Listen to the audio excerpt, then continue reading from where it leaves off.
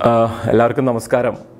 22-ാം തീയതിത്തെ പരീക്ഷയ്ക്ക് കൊണ്ടുപിടിച്ച് പഠിക്കുകയായിരിക്കും എല്ലാവരും എന്ന് മനസ്സിലാക്കുന്നു. ഇനി ഈ അവസാനത്തെ ഒരു ആഴ്ച അല്ലെങ്കിൽ 2 ആഴ്ചയൊക്കെ എങ്ങനെയാണ് പഠിക്കേണ്ടത് എന്ന് പുതുതായി ഒന്നും പറഞ്ഞു തരാൻ എനിക്കില്ലെങ്കിൽ പോലും കുറച്ച് പരീക്ഷകൾ എഴുതി ശീലിച്ച നിങ്ങൾക്ക് KAS പരീക്ഷ എങ്ങനെയാണ് വ്യത്യസ്തമാവുന്നത് എന്ന് പറഞ്ഞു തരാനുള്ള 1-2 ശ്രമങ്ങളാണ് നമ്മളിവിടെ നടത്തുന്നത്.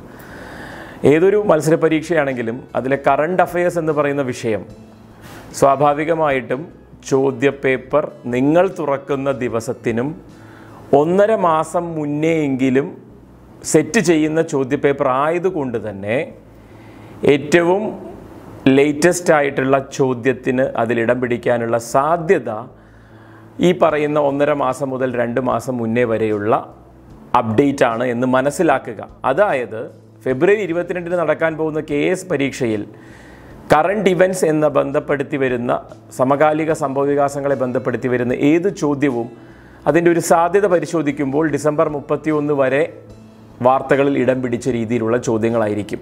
എന്ന് വെച്ച് ജനുവരി 1-ാം തീയതി മുതലുള്ള പത്രങ്ങൾ വായിക്കേണ്ട എന്ന് ആണോ പറയുന്നത് ചോദിച്ചാൽ ഒട്ടുമേ അല്ല എന്നാണ് ഉത്തരം. കാരണം അന്ന് വരെ നടന്ന ഇവൻസിൻ്റെ ഫോളോ അപ്പായിട്ട് നടക്കുന്ന ഒരുപാട് കാര്യങ്ങളായിരിക്കും നിങ്ങൾ ഓരോ ദിവസത്തെയും പത്രങ്ങളിൽ നിന്ന് വായിക്കുമ്പോൾ നിങ്ങൾക്ക് അറിവുകളായി ലഭിക്കുന്നത്. അതുകൊണ്ട് തന്നെ നിർബന്ധമായും പുതിയ കാര്യങ്ങൾ വായിച്ചുകൊണ്ടേ ഇരിക്കുക. പക്ഷേ അതിനെ ഒരു ചോദ്യത്തിൻ്റെ രൂപത്തിൽ നിങ്ങൾ നേരിട്ട് അപ്ലൈ ചെയ്യേണ്ട സാധ്യതകൾ ഒട്ടും തന്നെ ഉണ്ടാവാൻ പോകുന്നില്ല എന്ന് വേണം മനസ്സിലാക്കാൻ. പിന്നെ വേറൊരു കാര്യം, നമ്മൾ ഈ പരീക്ഷ എഴുതുമ്പോഴുള്ള ഒരു പ്രത്യേക സ്വഭാവമാണ് പലരുടെയും. ആദ്യത്തെ ചോദ്യത്തിൻ്റെ ഉത്തരം A ആയി കഴിഞ്ഞാൽ, രണ്ടാമത്തെ ചോദ്യത്തിൻ്റെ ഉത്തരം B ആയി കഴിഞ്ഞാൽ, മൂന്നാമത്തെ ഉത്തരത്തിൻ്റെ ഉത്തരം C ആയി കഴിഞ്ഞാൽ, നാലാമത്തെ ഉത്തരം പിന്നെ D ആവണമല്ലോ അല്ലേ? അങ്ങനത്തെ മണ്ടൻ ചിന്തകളൊന്നും ഒരു കാരണവശാലും നിങ്ങൾക്ക് വരരുത്.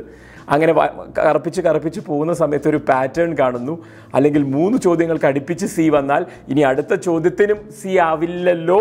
ഇത്തരം അബദ്ധധാരണകളിൽ നിന്നൊക്കെ എത്രയും പെട്ടെന്ന് പുറത്ത് കിടക്കുക. കാരണം ഇതിൽ വരാൻ പോകുന്ന 100 ചോദ്യങ്ങൾ നമ്മൾ അനുമാനിക്കുന്നു 100 മാർക്കാണ് പരീക്ഷയ്ക്ക്, 100 ചോദ്യങ്ങളായിരിക്കും ഓരോ മാർക്കിൻ്റെയും. ഈ 100 ചോദ്യങ്ങൾ പലരായി സെറ്റ് ചെയ്യുന്ന ചോദ്യങ്ങൾ ആ വിഷയങ്ങളുടെ ആനുപാതികമായിട്ടുള്ള ഒരു ചേർച്ചയൊക്കെ ഉറപ്പുവരുത്തിയ ശേഷം പല പൂളിൽ നിന്നുള്ള ചോദ്യങ്ങളെ ഒരു ക്വസ്റ്റ്യൻ പേപ്പറാക്കി സെറ്റ് ചെയ്യുമ്പോൾ അവർക്ക് പോലും അറിയില്ല ചോദ്യം നമ്പർ 1, 2, 3 എന്നുള്ളതിൻ്റെ എല്ലാം ഉത്തരങ്ങൾ ഏത് ഓപ്ഷനാണെന്ന്. മൊത്തം ചോദ്യപേപ്പറിൻ്റെ ഏകദേശം ഒരു 20% മുതൽ 25% വരെ ഓരോ ഓപ്ഷനെയും നിലനിർത്താൻ അവർ ശ്രമിക്കുമായിരിക്കും. എങ്കിൽ പോലും അത് അടുപ്പിച്ചുള്ള 5 ചോദ്യമായി പൂളിങ്ങിൽ വരുന്ന രീതിയിൽ എങ്ങനെയാണോ ചോദ്യങ്ങളുടെ ക്രമം അതിനനുസരിച്ച് തന്നെ സംഭവിക്കും. പിന്നെ PSCക്കുള്ള മറ്റൊരു പ്രവണത എന്ന് പറയുന്നത് സാധാരണഗതിയിൽ ഒരു മേഖലയിൽ നിന്നുള്ള ചോദ്യങ്ങൾ ഒരുമിച്ച് ചോദിക്കുന്ന ഒരു പതിവുണ്ട്. അതായത് ഉദാഹരണം പേപ്പർ 1 എന്ന് പറയുന്ന ജനറൽ സ്റ്റഡീസ് 1 അതിൽ A എന്ന് പറഞ്ഞു കൊടുത്തിരിക്കുന്നത് ഹിസ്റ്ററിയാണ്, ഇന്ത്യ ആൻഡ് കേരള. അതിൽ തന്നെ 1, 2, 3 എന്ന് പറഞ്ഞ് ancient and medieval history, 2 modern history, 3 history of Kerala from 18th century എന്ന് പറയുന്ന അത്രയും ഭാഗങ്ങൾ വളരെ കൃത്യമായി. ഒരു പക്ഷേ അതിലൊരു സ്വഭാവം എങ്ങനെയായിരിക്കുന്നു വെച്ച് കഴിഞ്ഞാൽ ചോദ്യങ്ങൾ ഹിസ്റ്ററിയിലെ ചോദ്യങ്ങൾ അടുപ്പിച്ച് തന്നെ 10ഓ 15ഓ ചോദ്യങ്ങൾ വരുന്നു. അതിനുശേഷം വേൾഡ് ഹിസ്റ്ററിയിലെ ചോദ്യങ്ങൾ വരുന്നു. പക്ഷേ സിലബസിൽ അതേ ഓർഡർ തന്നെയായിരിക്കണം ചോദ്യങ്ങളുടെ ക്ലസ്റ്ററുകളുടെയും ഓർഡർ എന്ന് നിങ്ങൾ വിചാരിക്കേണ്ട.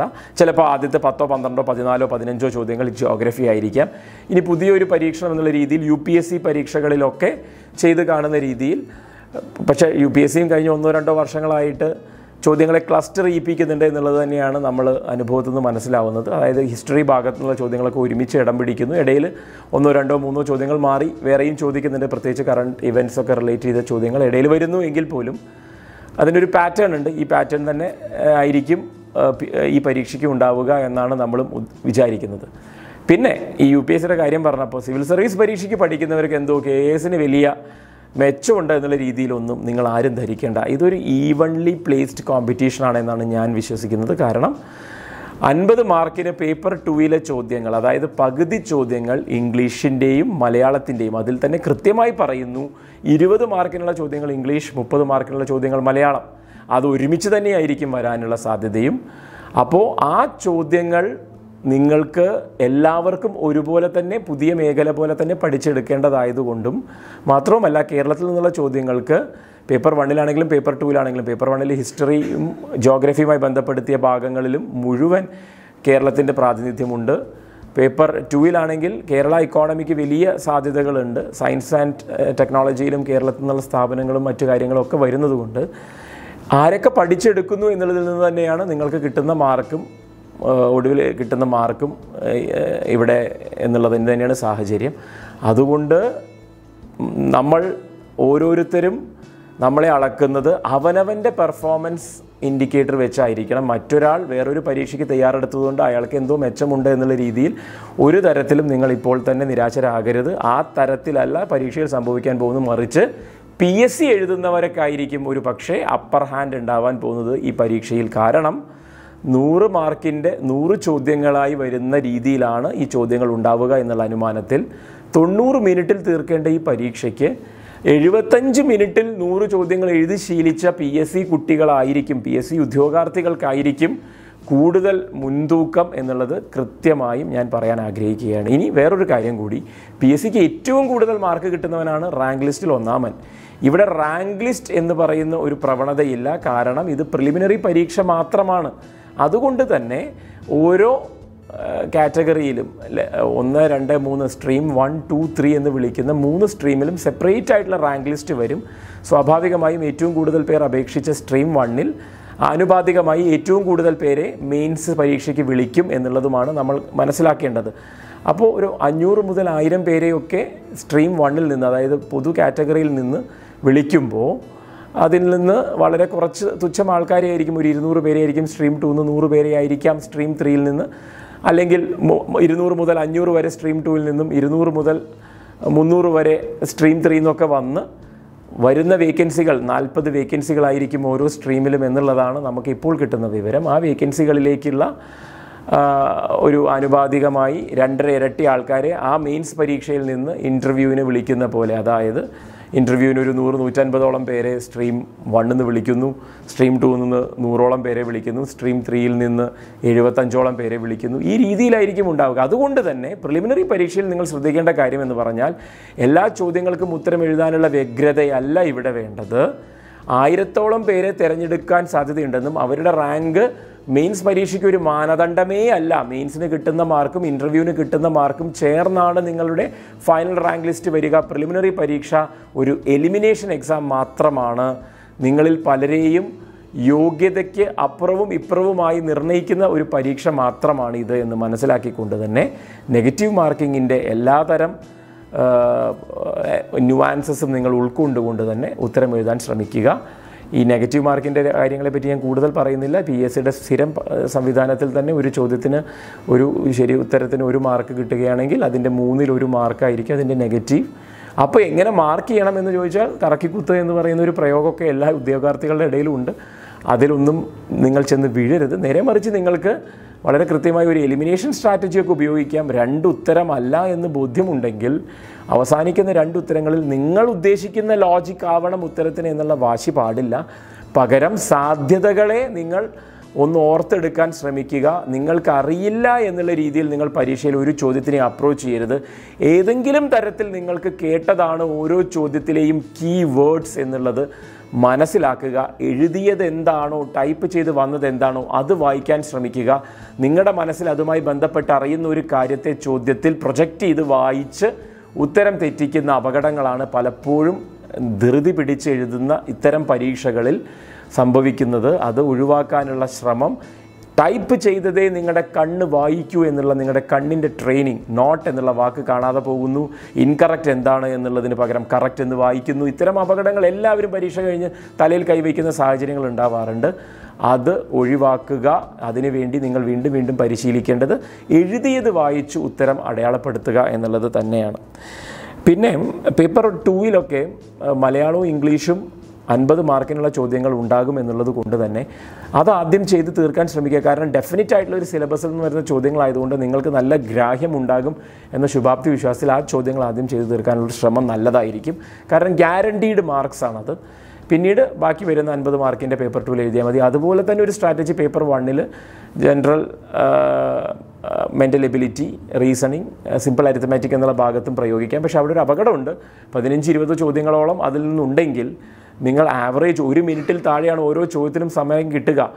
ഈ ചോദ്യങ്ങൾക്ക് ആ 1 മിനിറ്റോളമോ അല്ലെങ്കിൽ അതിൽ കൂടുതലൊക്കെ എടുത്താലും ഒരു ചോദ്യത്തിന് 1 മിനിറ്റിൽ കൂടുതൽ കവിയാതെ ആ ആവറേജ് സ്വഭാവം നിലനിർത്തിക്കൊണ്ട് 15 ചോദ്യമുണ്ടെങ്കിൽ 15 മിനിറ്റിൽ തീർത്ത് ബാക്കി 85 ചോദ്യത്തിന് നിങ്ങൾക്ക് 75 മിനിറ്റേ കിട്ടുള്ളൂ എന്നുള്ള ആ റിയലൈസേഷൻ നിങ്ങൾക്ക് ഉണ്ടാവണം. യാഥാർത്ഥ്യബോധത്തോടു കൂടി വേണം നിങ്ങൾ പരീക്ഷ എഴുതാൻ എന്നുള്ളതും കൂടി നിങ്ങൾ മനസ്സിലാക്കുക. പിന്നെ ഈ പരീക്ഷയുടെ മീഡിയം ഇംഗ്ലീഷാണ്. അതുകൊണ്ട് തന്നെ മലയാളത്തിൽ വായിച്ച് ശീലിച്ച പല അറിവിൻ്റെ നുറുങ്ങുകളും ഇംഗ്ലീഷിൽ നിങ്ങൾ കാണുമ്പോൾ നിങ്ങളുടെ തലച്ചോറ് അതിനെ തിരിച്ചറിയാൻ പറ്റാതെ പോകുന്ന ഒരു സാഹചര്യം ഒഴിവാക്കാൻ അവസാന ദിവസങ്ങളിലെ നിങ്ങളുടെ വായന ഒരു പക്ഷേ, ഉദാഹരണത്തിന് ഇപ്പോൾ മനോരമ ഇയർ ബുക്ക് നിങ്ങൾ വായിക്കുന്നുണ്ടാവും, അതിൻ്റെ മലയാളം വായിച്ചായിരിക്കും നിങ്ങൾക്ക് ശീലം. പക്ഷെ പറ്റുമെങ്കിൽ ഈ വർഷത്തെയെങ്കിലും മലയാളം ഇയർ ബുക്കിനോടൊപ്പം തന്നെ ആ ഇംഗ്ലീഷ് ഇയർ ബുക്കിലെ വാക്കുകളും കൂടി പിടിച്ചെടുക്കുക. കാരണം നമ്മുടെ തലയുടെ പ്രോസസ്സിംഗ് ടൈം അത്രയും നിങ്ങൾക്ക് കുറയ്ക്കാൻ പറ്റും. നിങ്ങളൊരു ചോദ്യത്തിന് ഇംഗ്ലീഷിൽ വായിക്കുന്നു, മലയാളത്തിൽ അർത്ഥം ആലോചിക്കുന്നു, മലയാളത്തിൽ ഉത്തരം ആലോചിക്കുന്നു, മലയാളത്തിൽ നിന്നുള്ള ഉത്തരത്തിനെ ഇംഗ്ലീഷിലേക്ക് മാറ്റുന്നു. സമയനഷ്ടമാണ്. അത് 1 സെക്കൻഡ് ആണെങ്കിൽ 1 സെക്കൻഡ് അതുപോലും ഈ പരീക്ഷയിൽ വലിയ ഘടകമാണ് എന്ന് തിരിച്ചറിഞ്ഞ് ഇംഗ്ലീഷിൽ പരിശീലിക്കുക, ഉത്തരങ്ങൾ കണ്ടെത്തിക്കൊണ്ട് എന്നുള്ളത് വളരെ നിർണായകമാണ് ഇനിയുള്ള ബാക്കി 15 ദിവസങ്ങളിൽ അല്ലെങ്കിൽ 2 ആഴ്ചയിൽ എന്നുള്ളത് നിങ്ങൾ മനസ്സിലാക്കുക. അതുപോലെ തന്നെ മറ്റൊരു കാര്യമാണ്, ജനറൽ നോളജിൻ്റെ ഇയർ ബുക്കുകൾ വന്നിട്ടുള്ള സ്ഥിതിക്ക് ഏതെങ്കിലുമൊക്കെ ഒരു സോഴ്സിൽ നിന്ന് അത് വായിച്ച് പഠിക്കുക എന്നുള്ളതിന് ഇയർ ബുക്കുകളെ അവലംബിക്കുക എന്നുള്ളത്. കഴിഞ്ഞ 2 വർഷങ്ങളിലെ ഇയർ ബുക്കുകൾ കൂടി നിങ്ങളുടെ കയ്യിലുണ്ടെങ്കിൽ 3 വർഷത്തെ ഇയർ ബുക്കുകളും നിങ്ങൾക്ക് പഠിക്കാം. അത് കറണ്ട് അഫയേഴ്സിന് മാത്രമല്ല, പല വിഷയങ്ങളിൽ ഇപ്പോൾ കേരള സംസ്കാരമൊക്കെ വളരെ കൃത്യമായി മലയാളം എഡിഷനിൽ പ്രതിപാദിക്കുന്നുണ്ട്. കേരള ചരിത്രം അതിൽ വരുന്നുണ്ട്, കേരളവുമായി ബന്ധപ്പെട്ട പൊതുവിവരങ്ങൾ അതിൽ വരുന്നുണ്ട്. ഈ കാര്യങ്ങൾ കേരളവുമായി ബന്ധപ്പെട്ട ധനകാര്യ വിഷയങ്ങളും അതുപോലെ തന്നെ ധനസ്ഥിതിയും ഒക്കെ അതിൽ വരുന്നുണ്ട്. കേരള മോഡൽ ഓഫ് ഡെവലപ്മെൻറ്റ് അതിൽ വരുന്നുണ്ട്. അപ്പോൾ ഇത്തരം കാര്യങ്ങൾക്കൊക്കെ 2-3 ഇയർ ബുക്കുകൾ നിങ്ങളുടെ കയ്യിൽ, ഒരു പബ്ലിക്കേഷൻ്റെ തന്നെ പഴയ വർഷങ്ങളിലെ ഇയർ ബുക്കുകൾ എന്നുള്ള അർത്ഥത്തിലാണ് 2-3 ഇയർ ബുക്കുകൾ. ഒരു വർഷത്തിൽ തന്നെ മൾട്ടിപ്പിൾ ഇയർ ബുക്കുകൾ വായിക്കുന്നത് അഭികാമ്യമല്ല എന്ന് ഞാൻ വീണ്ടും ആവർത്തിക്കുകയാണ്. ജനറൽ നോളജ് 2020 എന്ന് പറയുന്ന പുസ്തകങ്ങൾ പലതും മാർക്കറ്റിലുണ്ട്. അത്തരം പുസ്തകങ്ങൾ വാങ്ങുമ്പോഴും വെറുതെ ഒരുപാട് പുസ്തകങ്ങൾ വായിക്കുന്നതിന് പകരം ഒരൊറ്റ പുസ്തകം, ഓൺലൈനിലൊക്കെ ഏറ്റവും കൂടുതൽ റിവ്യൂ ഉള്ള ഒരു പക്ഷേ അരിഹന്ത് പബ്ലിഷേഴ്സിൻ്റെ ഒരു പുസ്തകമുണ്ട്, ജനറൽ നോളജ് 2020. അത് വായിക്കുന്നതിൽ തെറ്റില്ല എന്ന് മനസ്സിലാക്കുക. പിന്നെ രാജസ്ഥാനും അതുപോലെ തന്നെ തമിഴ്നാട്ടിലെയും ഒക്കെ PSCയുടെ അവിടുത്തെ അഡ്മിനിസ്ട്രേറ്റീവ് സർവീസ്, അവിടുത്തെ സംസ്ഥാന അഡ്മിനിസ്ട്രേറ്റീവ് സർവീസ് പരീക്ഷയുടെ മാതൃക പിൻപറ്റിയാണ് ഈ സിലബസ് ഉണ്ടാക്കിയിരിക്കുന്നത്. നിങ്ങൾ ഇത് തന്നെയൊക്കെ മനസ്സിലാക്കി കാണും. കാരണം നിങ്ങളുടെ സിലബസ് അടിച്ചു നോക്കിയാൽ, ആ വാക്കുകൾ അതേപോലെ ആ ഓർഡറിൽ അടിച്ചു നോക്കിയാൽ ആദ്യം കിട്ടുന്ന സൈറ്റ് ഒരുപക്ഷെ ഇപ്പോഴും രാജസ്ഥാൻ PSCയുടെ ആണ്. അതുകൊണ്ട് തന്നെ അതിൻ്റെ പഴയ ചോദ്യപേപ്പറുകൾ നിങ്ങൾക്ക് ഫ്രീ ആയിട്ട് നെറ്റിൽ അവൈലബിൾ ആണ്. അതൊന്ന് കണ്ടെത്തി ചോദ്യങ്ങൾ പരിശീലിക്കുക എന്നുള്ളത് നിർബന്ധമാണ്. നിങ്ങൾ വായിച്ച ഭാഗത്തു നിന്ന് തന്നെയായിരിക്കും ആ ചോദ്യങ്ങൾ ഉണ്ടാവുക എന്നുള്ളത് ഉറപ്പിക്കുക. ലോജിക്കോടുകൂടി ഈ പരീക്ഷയെ അപ്രോച്ച് ചെയ്യുക എന്നുള്ളത് വളരെ ഇമ്പോർട്ടൻ്റ് ആണ്. എത്തരം ലോജിക് എന്ന് വെച്ചാൽ ഓരോ ചോദ്യത്തിനും ഓരോ ലോജിക്കല്ല, നിങ്ങൾക്ക് ഒരു തമ്പ് റൂൾ ഉണ്ടാവണം. നിങ്ങൾ അപ്ലൈ ചെയ്യുന്ന കാര്യങ്ങൾ റിലേറ്റ് ചെയ്ത് പഠിക്കാൻ നിങ്ങൾ ശ്രമിച്ച വിഷയങ്ങളിൽ നിന്ന് എങ്ങനെയൊക്കെയാണ് ഒരു വാക്കിൽ പിടിച്ചുകൊണ്ട് അതിൻ്റെ ഉത്തരത്തിനെ നിങ്ങൾ എത്തിക്കുക എന്നുള്ളത് വളരെ പ്രധാനമാണ്. ഈ 2020 നടക്കാൻ പോകുന്നു എന്ന് ഉറപ്പുള്ള സംഭവവികാസങ്ങൾ, ഉദാഹരണത്തിന് നിങ്ങൾക്ക് തന്നെ പറയാൻ പറ്റും എന്തൊക്കെയാണ് 2020 നടക്കാൻ പോകുന്നു എന്നുറപ്പുള്ള സംഭവവികാസങ്ങൾ. ഒളിമ്പിക്സ് നടക്കുന്നുണ്ട്. അപ്പോൾ ഒരു ഒളിമ്പിക്സ് വർഷമാണിത്. അപ്പോൾ അതിൻ്റെ ചോദ്യങ്ങളുണ്ടാവും. നിങ്ങളതൊന്ന് വെറുതെ ഒന്ന് മനസ്സിൽ കണക്ക് കൂട്ടുക. എന്തൊക്കെയാണ് നിശ്ചയമായും 2020 നടക്കാൻ പോകുന്ന ദേശീയവും അന്തർദേശീയവുമായ കാര്യങ്ങൾ, അതിനെ പറ്റിയിട്ടുള്ള അതിൻ്റെ ചരിത്രവും കൂടി ഒന്ന് അറിയാനുള്ള ശ്രമം നടത്തിയാൽ ചില കറണ്ട് അഫയേഴ്സ് ക്വസ്റ്റ്യൻസ് നിങ്ങൾക്ക് വളരെ എളുപ്പത്തിൽ പിടിച്ചെടുക്കാം. അതുപോലെ 2019 മാത്രമായി നടന്ന ചില കാര്യങ്ങളുണ്ടെങ്കിൽ അതിലേക്ക് നിങ്ങളുടെ ശ്രദ്ധ വരുന്നതിൽ തെറ്റൊന്നുമില്ല എന്ന് മനസ്സിലാക്കുക. അങ്ങനെ പേപ്പർ 1ഉം പേപ്പർ 2ഉം എന്തൊക്കെയാണ് പേപ്പർ 1ലും പേപ്പർ 2ലും എന്ന് സിലബസ് നോക്കി നിങ്ങൾ ഉറപ്പിച്ചിട്ടുണ്ടാകുമെന്ന് ഞാൻ വിശ്വസിക്കുന്നു.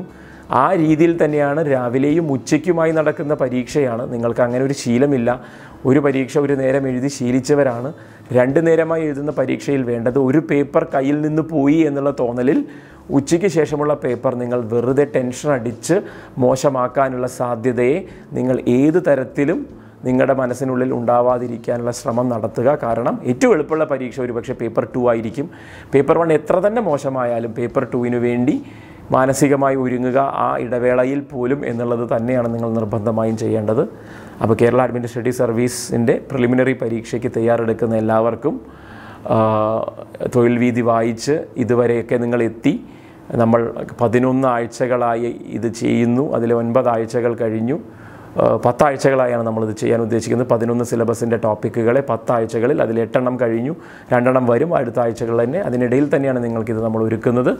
ഇതിനെ വളരെ കൃത്യമായി ഉപയോഗപ്പെടുത്തിക്കൊണ്ട് നിങ്ങളുടെ സംശയങ്ങൾ എന്തെങ്കിലും ഉണ്ടെങ്കിൽ തന്നെ ഒരു ഇമെയിൽ ID ഇതിൻ്റെ താഴെ ഉണ്ട്. ഈ IDയിലേക്ക് അയച്ചു കഴിഞ്ഞാൽ നമുക്കതിൻ്റെ ചോദ്യത്തിന് ഉത്തരം എന്തെന്നുള്ള അർത്ഥത്തിലാവരുത്. നിങ്ങളുടെ സ്ട്രാറ്റജികളോ അത്തരം കാര്യങ്ങളിലോ നമുക്ക് എന്തെങ്കിലും തരത്തിലുള്ള ഇടപെടലുകൾ നടത്തണമെന്നുണ്ടെങ്കിൽ ഇനിയും അതിന് അവസരമുണ്ട്. കൃത്യമായി പരിശീലിച്ചത് പോയി പകർത്താനുള്ള സ്ഥലമാണ് പരീക്ഷാ ഹാൾ എന്ന് മനസ്സിലാക്കുക. മത്സര പരീക്ഷാ ഹാൾ. മത്സര പരീക്ഷാ ഹാളിൽ പുതിയ പരീക്ഷണങ്ങൾക്ക് ഇടയില്ല എന്ന് മനസ്സിലാക്കി പരിശീലിച്ചുകൊണ്ടേയിരിക്കുക. ആ പരിശീലനത്തിനെ പകർത്തുക എന്നുള്ളത് മാത്രമാണ്. അതിപ്പോൾ മെയിൻസ് പരീക്ഷയ്ക്കാകുമ്പോൾ പോലും അത്തരത്തിൽ തന്നെയാണ് സാധ്യത എന്ന് നിങ്ങൾ തിരിച്ചറിയുക. മെയിൻസ് പരീക്ഷയുടെ സിലബസ് വന്നു എന്ന് നിങ്ങൾ മനസ്സിലാക്കി കാണും. ഒരു വാക്കുപോലും മാറാതെ എന്താണോ നിങ്ങളുടെ പ്രിലിംസ് പരീക്ഷയുടെ സിലബസ് അതിനെ 3 പേപ്പറുകളിലായി മാറ്റിയിരിക്കുന്നു. അതിൽ നിന്ന് നിങ്ങളുടെ മെൻ്റൽ എബിലിറ്റിയും റീസണിങ്ങും മലയാളവും ഇംഗ്ലീഷും എടുത്ത് മാറ്റിയ ശേഷം ബാക്കിയുള്ള 8 ടോപ്പിക്കുകളെ 3 പേപ്പറുകളിലായി ഡിവൈഡ് ചെയ്തിരിക്കുന്നു എന്ന് നിങ്ങൾ ഇതിനോടകം മനസ്സിലാക്കിയിരിക്കും. അപ്പോൾ ഊർജ്ജസ്വലമായി നിങ്ങൾ തയ്യാറെടുക്കുക. എല്ലാ തരത്തിലും നിങ്ങളിൽ ഓരോരുത്തർക്കും വിജയം ആശംസിക്കുന്നു. നന്ദി, നമസ്കാരം.